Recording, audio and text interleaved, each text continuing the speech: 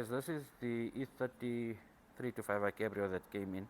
This is Ravi's car. He's been building this car for the past couple of years and buying parts. That's how I met him actually. He bought spares from me a while back. Anyway, the car is finally running and now we're just sorting out the nitty-gritties. So you can see the motor's been put together, or the car's been put together. I think Uncle Sam and them have also worked on it. They've done a good job. Only downfall that I will criticize on here is that the car is running on a management and not the airflow. But hopefully later on we can get that seen too. There is some wiring issues that we're going to go through on this vehicle where the car didn't want to switch off from the ignition itself. You'll see in the later clips that we found quite a few issues underneath the dashboard. So it wasn't from Uncle Sam and them. Apparently this guy has passed on quite a few hands. So it is just age and the experience of having an E30. It is what it is. So we're going to go through this vehicle here, and you guys let me know what you think of the end of the video and how informative it is. I'm going to try and give you as much information as possible on what to do, what not to do, especially on the E30. Some of the stuff you can tackle yourself, and some needs not just an electrician in there. It needs a person who knows where the powers are coming from. Some relays are actually sending out earths as well, and a relay is not there just to send out a power signal. It's also there to send out an earth signal. So you need to understand what are the functions of the relays and what the purpose of the relays are, because like for example your starter relay just doesn't work as is. Guys, as well, if you appreciate and if you like the content that you're seeing, please subscribe, like and share the channel. Interact with us as well. I always ask you to interact with us and let us know what you think. We're trying to improve, we're trying to do things better, but yeah, hope you enjoy it. So anyway, this is one of the E30s that's come in for wiring repairs, right? This car belongs to a good customer of mine. It's been built before. I see that it's got some sound, but this is an example of what we go through with wiring. So this guy's not too bad, or if I can say it's bad but not too bad. So there's a lot of people that's played with a harness before, and you can actually see where people have tapped into. So if you look here, for example, this is a normal earth strap that we have. Here's your second one, or here's your primary one, your main one, and here's your secondary one. And you can see how the earth line has started burning already. Guys have been joining into here, tapping into here, and it just causes a whole mess up. So what you can see is this here is the harness that we basically sorted out. So what we try to do is we basically we'll go through the harness and look for any silly joints, any silly burn marks. Like here, for example, we need to figure out what is going on here. Why have the guys tapped into here? What have they tapped into this here for? So this is going to the cluster. This is one of your cluster wires, and we need to see what is going on in here. But this is what we go through on a daily basis. So when you try and explain to a customer, when he says I've got a wiring issue and you need to sort it out, unfortunately ideally what you would like to do is start from the fuse box and then you work your way to the front of the vehicle, to the headlights and so on like that. That's on your body harness. This just still falls under your body harness. But this here now comes to your dashboard side. It goes through under the carpet, which is actually a major issue because we don't really want to strip this vehicle out. But seeing what we're seeing here, we can just imagine what we're going to find underneath. So, the ideal situation here, or the ideal way of working, is actually to pull the seats out, pull the carpet out, strip everything out, take the dashboard out, and you start with the bare harness, you start with the carcass already. From there, you can already see where your joints are, where your issues are, where guys have been tapping into. Because you can see this guy's got sound in it. Not major sound, but it's got some sort of sound. But if you go through the harness, you'll find there's joints everywhere. Okay, this is RCA lines. And your sound guys, your alarm guys tend to tap power wherever they can bloody well find power, which is it's a bit irritating because there's always disturbances that you'll find everywhere else. You'll find here, this is a permanent battery feed that we have here. So this here should run all the way to the heater box. This is one of the feeds to the heater box. And to the charge light as well. So you can tap this here, instead of tapping it all the way from here, you can tap it from your I'm going to call it your splitter box, which on the 325s normally sit in your battery terminal or your battery tray area, because the battery sits in the booth. So you can tap it in there instead of grabbing into here and stuff like that. Then you've got an ignition line.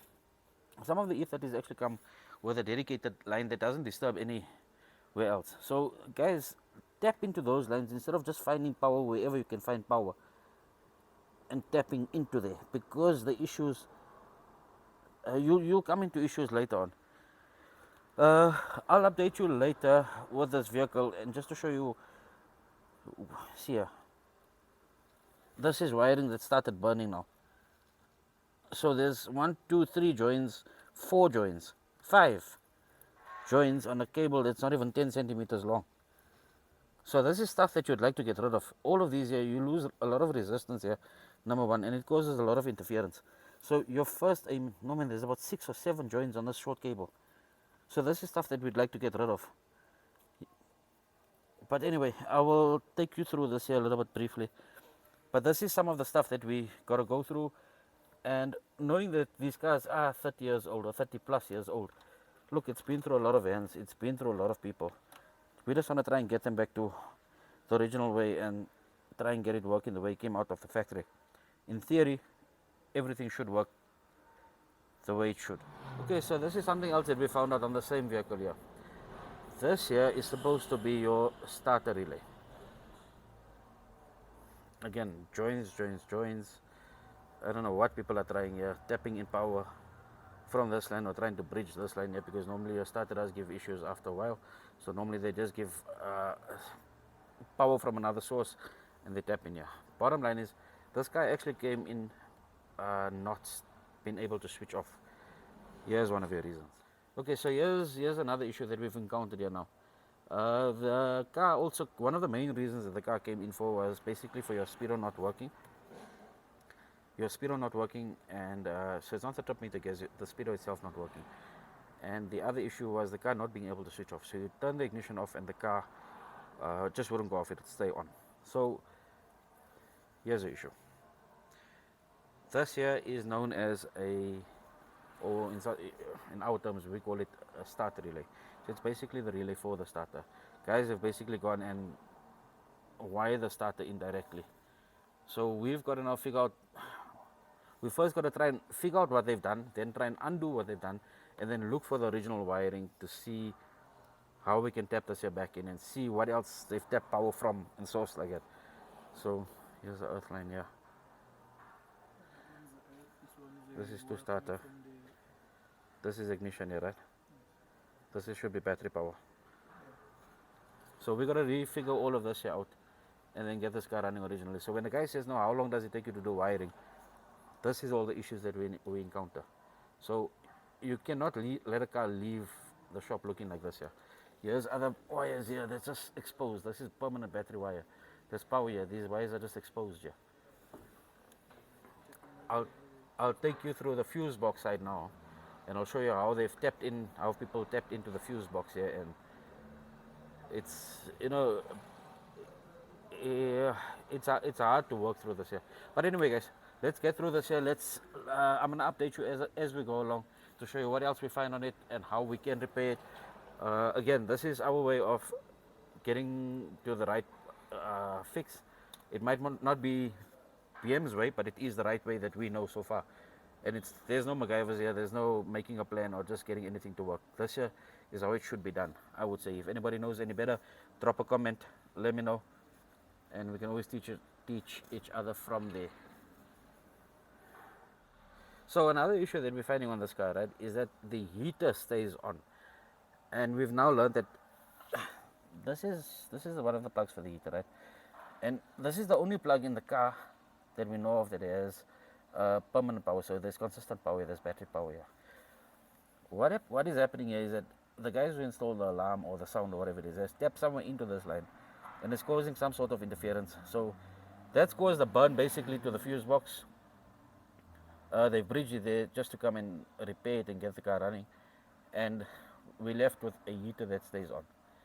So we're going to try and find out what's going on there. From there, I will update you. I will do another video, update you from there, and let's try and find a solution for this. Okay, so if you have a look here, this is earthing from the fuse box or to the fuse box, and there's a huge breach out here. So I don't know what the guys are trying out here. Here's a breach, here's another joint here, there's another tap through here, and then I see there's another. This is one of the earths that's running into the car, and this here has been cut. So again, this is the fuse box. If you look at the fuse box from the top, nothing is burnt, everything looks all hunky-dory.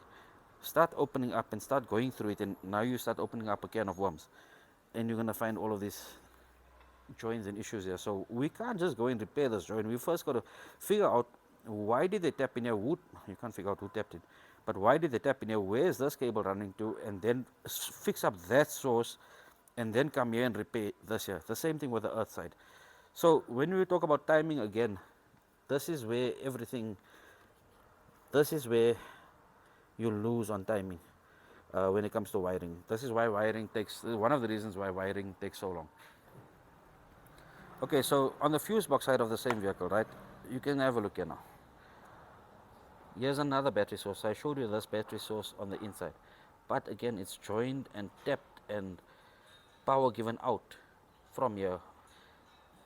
So here's, on a short wire like this, there's two joints. So and it's got just pure insulation tape on here. There's nothing. Let me see what's under here. Thick insulation tape, so I thought it was a nice solder. Okay, so it is soldered. Soldered like budget, but it's soldered.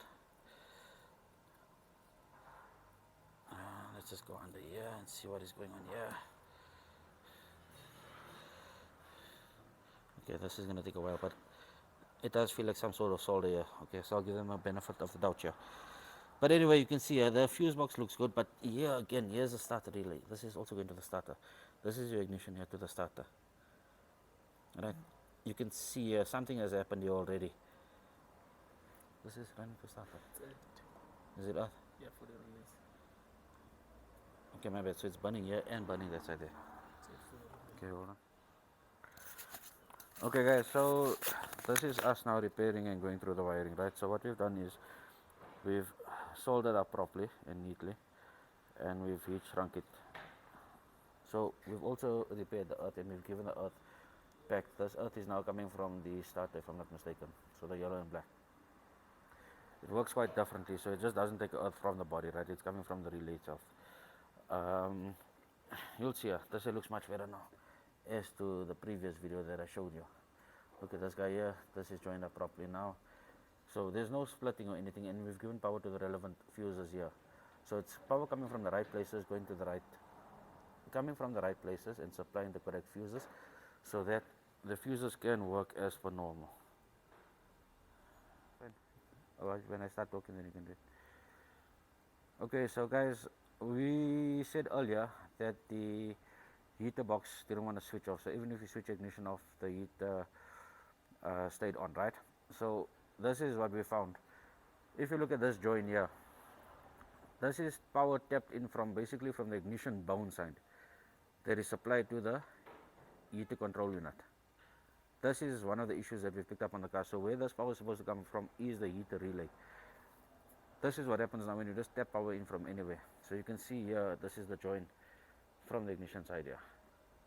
So what we're going to do is we're basically going to strip this wire out here now and get the power coming from the relay sorted out, and then repower up the control unit so that the heater works separately to the vehicle's ignition power.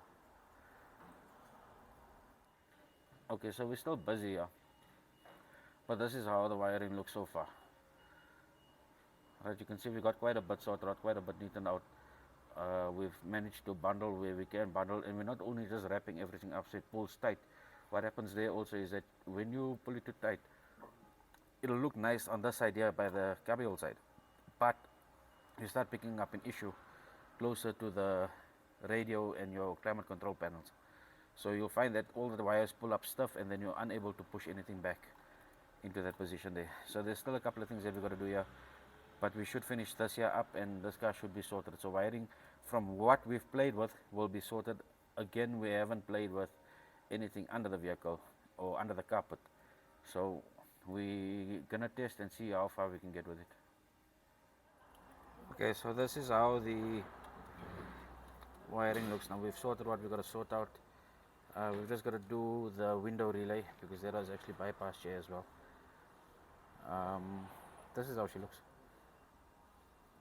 neatened up, and yeah, we just want to sort out the wiper relay, not wiper relay, sorry, the window switch relay, because the guy is connected that directly to the cigarette lighter. So even if you switch your car off and you close the doors and everything like that, it's got permanent power there. So guys, again, just when you guys are repairing wiring in there, just be careful how it's done. Make sure you know where the guys are tapping your earths and your ignition powers into, especially the battery powers and that. Anyway, if you guys like what you guys see here, if this here was informative for you guys, please like, subscribe and share the channel. And then yeah, cheers guys.